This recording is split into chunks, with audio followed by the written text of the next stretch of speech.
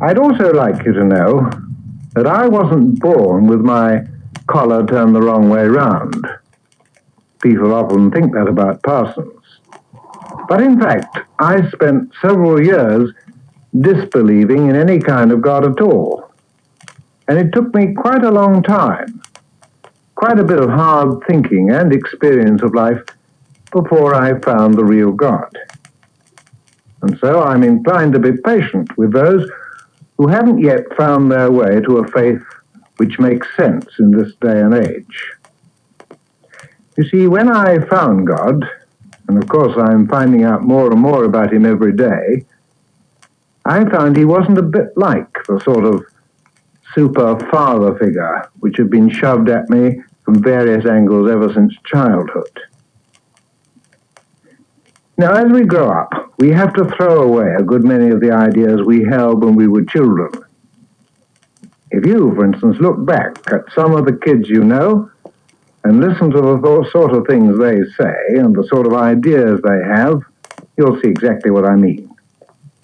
It all seems rather childish and immature to you now. And yet it's only a few years ago since you thought and talked and acted like that. That's how life is. The thoughts and ideas which are suitable for one age group are quite unsuitable for another. We grow out of things just as we grow out of clothes. And new ideas take the place of the old ideas. And of course, this happens in the department of religion. For example, quite a fair proportion of people, when they're young, go or are sent to Sunday school, and they're taught a certain amount about God and Jesus Christ. And I should think on the whole what they're taught is probably fair enough for children. But later, when you become a teenager and you begin to want to assert your own personality and have your own ideas and hold your own views, one of the first things you're inclined to throw away is what you were taught about the Christian religion. A great many young people, not all, but a great many, look upon Christianity as something perfectly all right for the dear old lady or for the little child. But they can't see that it has anything whatever to do with them in their lives as they live them today. Now, I believe that all that's really happened is that they've outgrown certain childish ideas and conceptions and have had nothing to put in their place. And so what I'd like to do now is to suggest a few lines of thought to you which may trigger off discussion, even if you find you don't agree with me.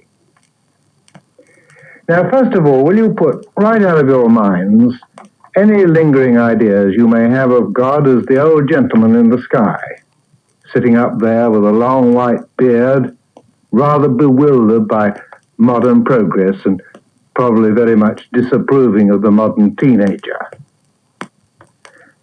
I want to suggest to you that every discovery made by science, whether it's by the study of the stars, the study of atoms, or the study of the human body or the human mind, shows that life is very much more complicated than our forefathers even guessed.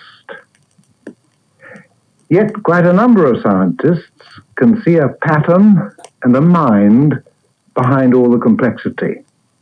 In fact, you won't find many atheists among top-ranking scientists. They may think that the churches have sometimes got an inadequate idea of God, but most of them would regard it as stupid to say that there's no mind and no purpose behind what we call life. Now, if you read the Radio Times or the TV Times, you will often see that some dancer or singer appears by kind permission of somebody else. Now, it seems to me that you and I are living in this very complicated situation of life by kind permission of God. Now, not the God who's a bit like Father Christmas, but the mind and purpose behind the universe. Just think, if you will, what's happening at this moment. You, all of you, are living in bodies that you had no hand in designing. Unconsciously, you're going through the motions of breathing. Your heart is pumping blood to every part of your body. Your last meal is being digested, in comfort, I hope. And that means that bread and butter and jam, cup of tea, pork pie, sausages, ice cream, whatever you ate is slowly being turned into Tom, Dick or Harry, or Mary, Janet or Sue. At the same time, the sound which is coming out of this machine is being conveyed to your brain by a very complicated mechanism which nobody fully understands. And you are, I hope, thinking with that particular part of you which is hidden inside your skull. There's another mystery, the human brain.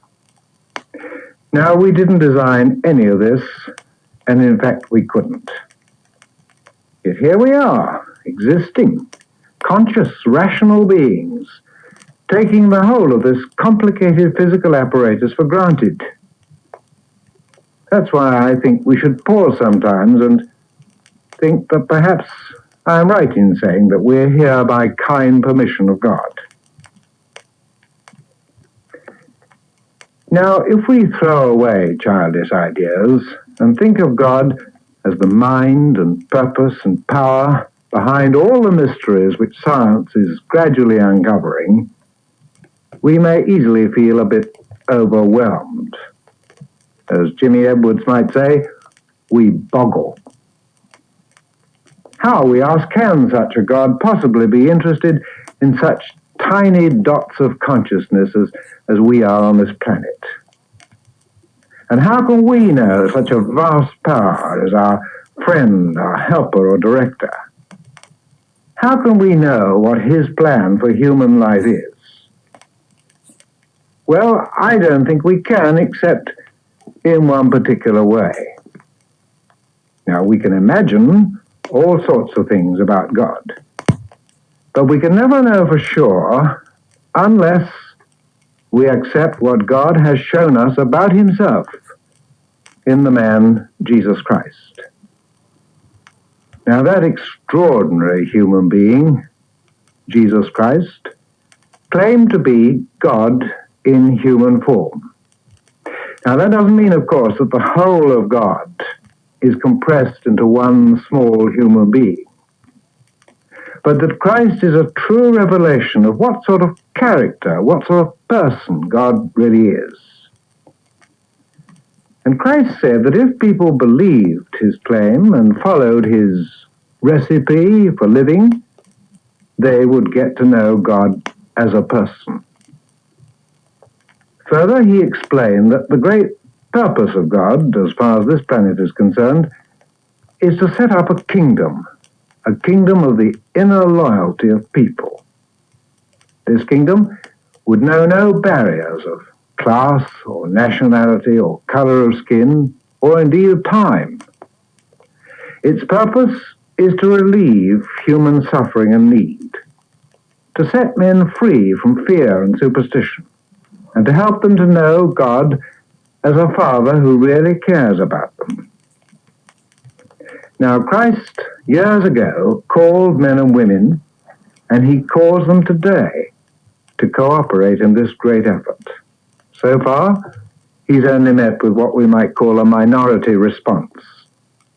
But I have great hopes that the young people of today might become a generation who takes him seriously.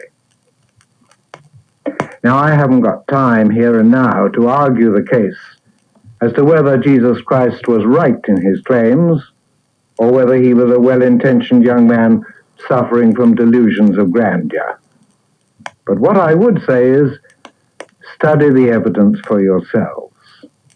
I have very, very rarely found anybody who's taken the trouble to read the New Testament as a grown-up person and study the evidence for the existence of Christianity and then rejected the claims of Jesus Christ. What most people do is to think up a few half-remembered memories of Sunday school days, dismiss the whole thing as childish, and say that Christianity is finished. Now, for myself, I find it impossible to believe that the enormous vigor and vitality of the early Christians was founded on some sort of swindle.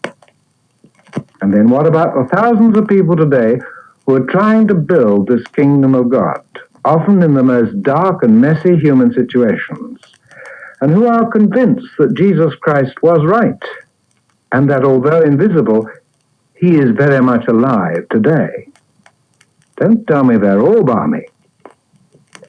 You see, I know people who spend all their lives healing the sick, looking after the mentally ill, nursing lepers, caring for spastic children, or doing any one of a host of difficult and very often dangerous things. And I know that they're doing it because they believe they're following the plan of God as revealed by Jesus Christ. If they're dotty, all I can say is the world could do with a great deal more of that kind of dottiness. Now look around you. Do you honestly find an agnostic society for the relief of refugees? Do you find an atheist league for the relief of ignorance and superstition in darkest Africa? I bet you don't. But if you'll take the trouble to get beyond what the papers say and see what's really going on in the world, you'll find that at home and abroad there are thousands upon thousands of Christians who are not talking but doing, and their doing is the carrying out of the purpose of God. Now, as I've already hinted, it may be a long time since you've read the New Testament for yourselves. But if you'll look at the second half of Matthew's Gospel, chapter 25, you'll find a story, a kind of picture, the only picture Christ ever gave of what we might call the Last Judgment, the way in which men are to be judged after this life. Now, I know it's only a picture, but the truth of it sticks out a mile. Apparently, what really matters in the sight of God is not how religious a man is, or what his profession is, or how successful he is, or how much money he's got, but how does he treat other people? Now that's quite a thought, isn't it? I think the Christian churches have sometimes lost sight of it. I would very much like to think of you turning up this passage and discussing it afresh. For the sort of God I worship nowadays is not only the one who is behind and beyond all creation, but the one who is in us human beings and with us human beings in all the mess and muddle of human life. This God, I believe, became a man. And I believe that he laid it down quite firmly and definitely that the way in which we treat other people of either sex is the way in which we treat him. Good night.